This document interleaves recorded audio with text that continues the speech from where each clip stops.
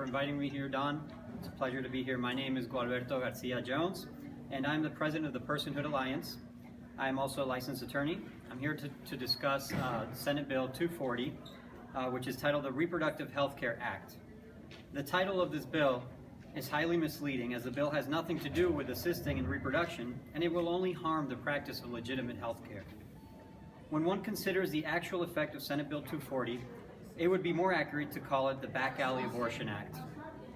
Essentially, the promoters of the bill, including Governor Cuomo and Hillary Clinton, want New York to become the most pro-abortion state in the country, with no limits as to when, why, how, or by whom an abortion can be performed.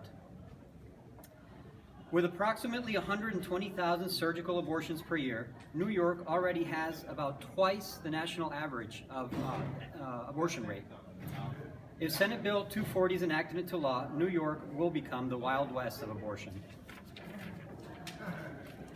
Here are the major legal impacts of Senate Bill 240.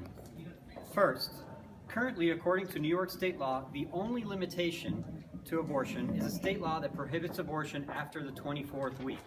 This limitation already includes a life of the mother exception.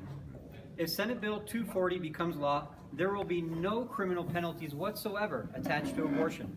This will mean that a child in the womb will be vulnerable to abortion for the entire 9 months of pregnancy for any reason. Procedures like partial birth abortion and even the abandonment of a child who is born alive will all become perfectly legal in the state of New York. If you think this is an exaggeration or the exaggerated interpretation of a pro-life attorney, consider the fact that Senate Bill 240 completely repeals Section 4164 of New York's public health law. It will take me a minute or two, but I think it's important that you actually hear what this law states currently. And then you can realize that even these very minimal regulations will be completely repealed. So here it is. The text of Senate Bill 240 reads simply, Section 3, Section 4164 of the Public Health Law is repealed. So what does Section 4164 state?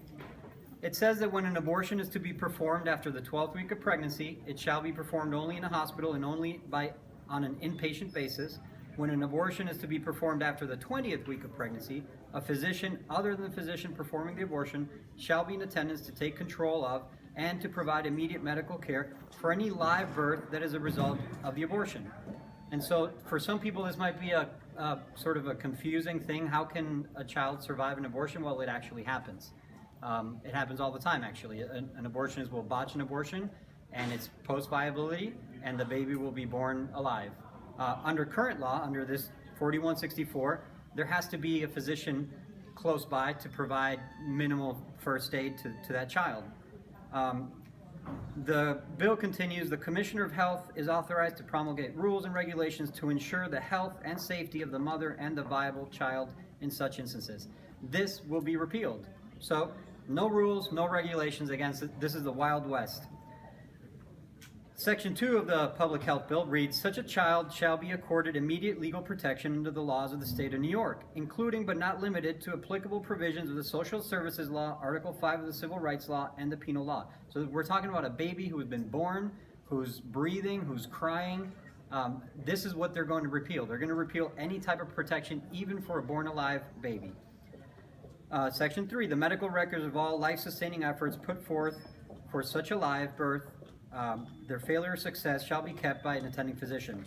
They won't have to keep any records after this bill is passed. All other vital statistics requiring in the public health law shall be complied with in regard to such an aborted child. Again, none of this will be in place. There will be no rules, no regulations. In the event of a subsequent death of the aborted child, the disposal of the dead body shall be in accordance with the requirements of this chapter. That's also repealed. So this is very convenient for abortionists who are in the organ trafficking business.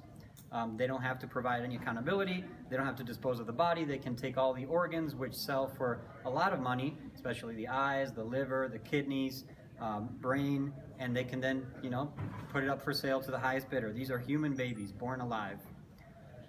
So repealing this very limited regulation, and it is very limited because currently we're only talking about post-viability babies. in New York being protected. Before that, it's a free-for-all, even now. So this will mean that abortion, partial birth abortion, will be completely legal under New York law. It will also mean that in the rare cases that the child survives a botched abortion, again, the child will be completely unprotected.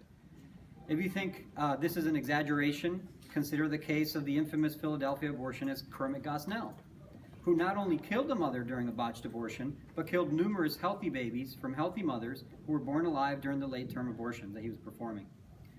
If Senate Bill 240 becomes law in New York, it will become a magnet for abortionists like Kermit Gosnell, who would be able to thank the proponents of this bill and keep on killing mothers and their children in the most gruesome and deplorable way imaginable. A second major effect of Senate Bill 240 is that it will eliminate the requirement that a doctor supervise an abortion. And remember that this would apply even to late-term abortions, where an abortion is more complicated and more dangerous to the mother than just letting the child be born. Imagine the following scenario, where a young pregnant mother is pressured into a late-term abortion by a disgruntled boyfriend or family members. It happens all the time. She goes to the nearest abortionist who maximizes his profit by skipping basic medical practices like sterilization of equipment and proper sedation. The young mother undergoes the painful late-term abortion, but the abortionist messes up. And instead of killing the child in the womb and delivering a dead child, he only rips off the arm of the child. The child is born alive and begins to cry. The crying stops abruptly. The young mother is horrified to see that the abortionist severed the head of her still crying child. Having snuffed out the life of the crying child, the abortionist now moves to quickly preserve the valuable fresh organs. He carefully dissects the liver, kidneys, eyes, and the brain from the dead child, getting them ready for sale to the highest bidder. And this is a scenario that has happened already. We're not making this up. And this will be completely legal and unpenalized in New York if this bill passes. Again, if you think this is an exaggeration, look up Kermit Gosnell. He was doing exactly this. He was led to practice this type of medicine for a long time because even with these public health laws, they weren't being enforced in Philadelphia. Lastly, Senate Bill 240 will enshrine the right to abortion as a fundamental human right. Ignoring the gruesome irony of defining the taking of another human being's life as a fundamental human right, the fact is that enshrining abortion in this manner will impact the ability of persons who are opposed to abortion from refusing to take the life of a child. America's most cherished liberty is the right to follow one's own conscience. Senate Bill 240 seeks to destroy the freedom of conscience. So much for being pro-choice, right? Senate Bill 240 is the most radical abortion law in the history of the United States. Its aim is nothing other than to completely dehumanize the child in the womb and completely deregulate the business of killing them. In an interview with Chuck Todd on Meet the Press, Hillary Clinton was asked, when or if does an unborn child have constitutional rights? This is what Chuck Todd asked then candidate Clinton. And she responded, well, under our laws currently, that is not something that exists. She continued, the unborn person doesn't have constitutional rights. Now consider Hillary's answer carefully. The unborn person doesn't have constitutional rights. In other words, she realizes that the unborn child is a human and is a person, but in a way that only a politician could, she justifies stripping this class of human persons of any and all constitutional rights. Senate Bill 240 would implement this notion that the unborn child has zero rights into New York state law. The consequences of this is that the child in the womb will be completely unprotected. If Senate Bill 240 passes, there will be criminal penalties for mistreating a pet, but not for killing a child in the womb through all 9 months of pregnancy.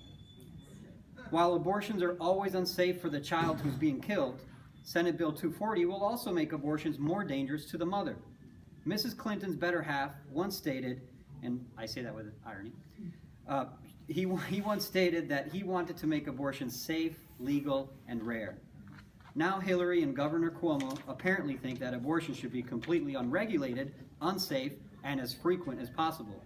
Senate Bill 240 should be opposed by all reasonable people of goodwill as the extreme measure that it is. Thank you.